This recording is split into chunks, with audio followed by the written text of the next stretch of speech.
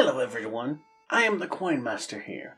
Now, some people may not know me, some other people do. So let me give a little bit of an introduction to myself. I am actually the fraternal twin of Giovanni of Team Rocket. Yes, that Giovanni and Team Rocket. I know that's old news for everyone here. But me and him were brothers, basically. I ran the Game Corner side while he ran the Team Rocket side. Never had much of the taste for the criminal backgrounds and everything. I'm more like the Game Corner and everything. I had more taste of the gambling and the money you can make off of it. He dealt with the other side, if that makes sense. Because of that, and whenever Team Rocket fell, got disbanded and everything, I gave a little bit of information to the officials and everything, so I only got like a house arrest or probation when everything went down. Like I said, didn't really dirty my hands with none of that. It was more of the Game Corner business for me and everything. Although, during that time of the house arrest or probation, Team Rocket tried to rise again. I did get arrested, but they couldn't hold anything to me, and I wasn't charged or anything, because I didn't know what was happening. It was the first time I ever heard about it. I heard the same thing on the radio that everybody else did. But because of what happened with Team Rocket and everything, the second time they just outlawed the gambling with the Game Corner and everything. They just didn't want it to happen again. However, I was making really good money with it. I was able to host dinners and help people and other stuff like that from the money that I got. So, I still wanted to keep doing it. Now, I do know in hindsight, when I was a few years younger, I thought I had to be like my brother Giovanni. I thought I had to have a team name. So I thought of Team Coin, and I named myself the Coin Master. I had a few contacts underground from whenever I was with Giovanni and everything, and that's how I started. And instead of a full-blown Game Corner, I decided to go full casino this time. We kept the items and TMs as prizes, but we didn't give the Pokemon, because we weren't taking Pokemon. We still kept fabulous items, TMs, sometimes even stones and everything. Valuable items as prizes, but no Pokemon or anything. Started back in Kanto, and then we expanded to each region as we grew more and more and more.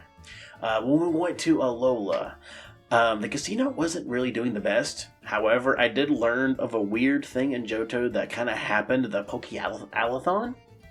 I decided to try it there, and basically you could bet who was going to win. We started off there. Alola was really good with that because the casino wasn't making well, but competitions like the Poke-Alathon was really doing good there. We expanded to Galar. We started doing Pokemon tournaments where they can bet on winners, kind of like sports and stuff like that. And that's what we started doing there. But watching the Galar tournaments and everything made me really want to try Pokemon battling. And if you look at it, it's pretty much a gamble on how you do the Pokemon battle, whether you can win or not. It's a huge gamble. It is all based almost on luck. You can strategize as much as you want to, have a certain Pokemon, have a certain strat, have a certain ability. But it all comes down to luck.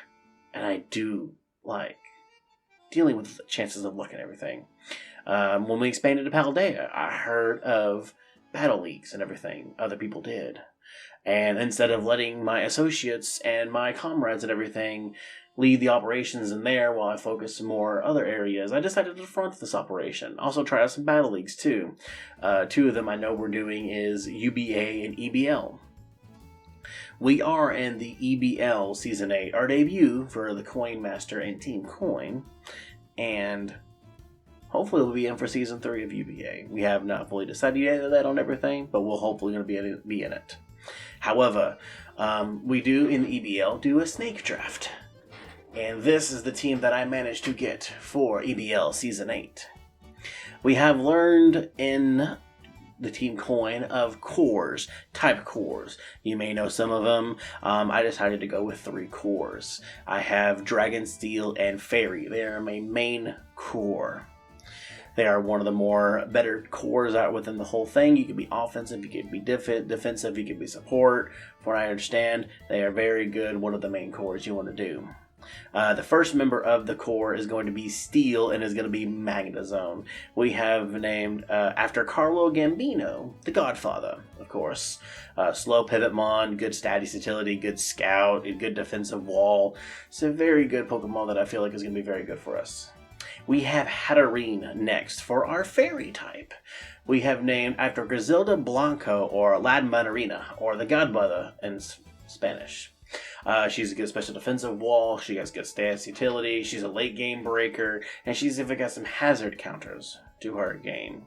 I feel like she'll be a very good addition with the Godfather and everything. And last but not least for this core, we have the Dragon one, regular Kiram for the Dragon core. He'll be named after Al Capone or Scarface. He is the big restrict, which I will talk about here later in the rules, and he is a good physical and special sweeper. There is many ways you can run Kiram as well. That was the first core. The second core that we have is not really more known core. However, it is known within the community to be more of an offensive core. It is dark, psychic, and fighting. The lead off with this, we have Greninja, the dark core member. He is named after Gon Jotty, or the Dapper Dawn. He's a fast scout. He could be a good hazards, or even a sweeper mon himself. I feel like he's going to be very good on the offensive team, adapting to the role that he needs to be. Next up, we have Renucleus, named after Frank Castillo, or the Prime Minister. They are just a normal wall in general. They can be a good late game breaker, and they can also be a really good utility mon. I feel like this Renucleus is going to go pairing really well with some of the defensive that the Greninja and this next Pokemon are going to need to help them, which is going to be Terrakion, the fighting Pokemon of my fighting core, aimed after Vincent Gigante, or the Chin. It is my small restrict, and it is a physical sweeper.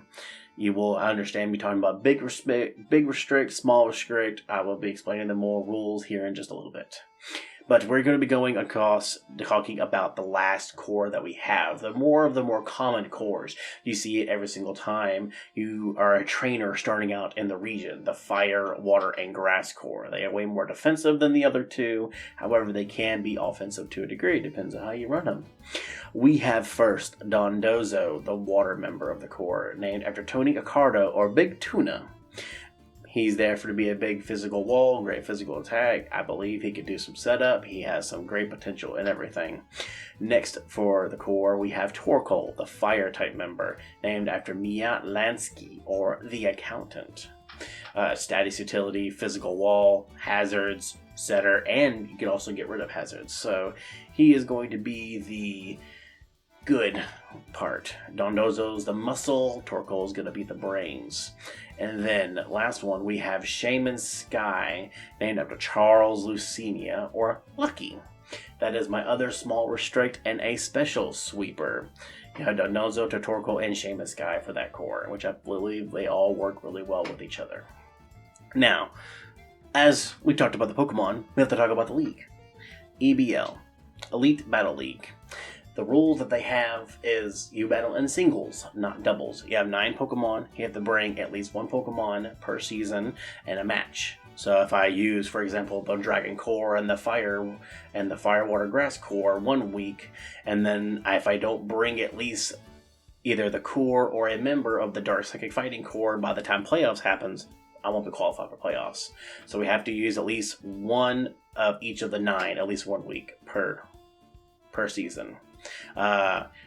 Unlike other Pokemon Battle Leagues to a degree, we are going to be having no held items, just straight Pokemon pure power. This is one of those where luck more defines things, because you won't have items to help you out, even the odds.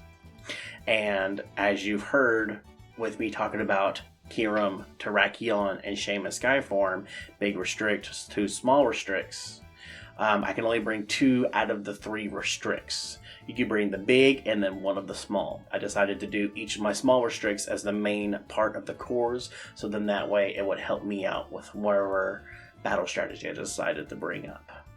However, I have learned that there are now new rules for Season 8 of EBL. None of the restricts, Kiram, Terrakion, or Shaman Skyform, can Terra, only regular Pokemon. Seems in past seasons, whenever they were in Paldea and even in Galar, it seemed to be the main focus to get the legendary either Dynamaxed or Terrored or something like that in order to set up, in order to sweep the other opponent. So they're trying it out this way to see if we can maybe bring out more of the other Pokemon's latent power with the terrestrialization mechanic and everything. And then also a new one we could do, we can even trade Pokemon. We have 3 credits. One regular Pokemon is worth 1 point, and the restricts are worth 2 points. Let's say that you have a member on the team that isn't quite working out the way you want it to. You're able to trade in the weeks. You do have to announce it, you do have to make sure no one's got it, and it has to be within a certain amount of time. However, I feel like we're going to be good with the Pokemon that we have for Season 8, but you never know. Maybe something could open up, or maybe it just doesn't work out. It's just how it is. But that is the Team Coin EBL Season 8 announcement and everything.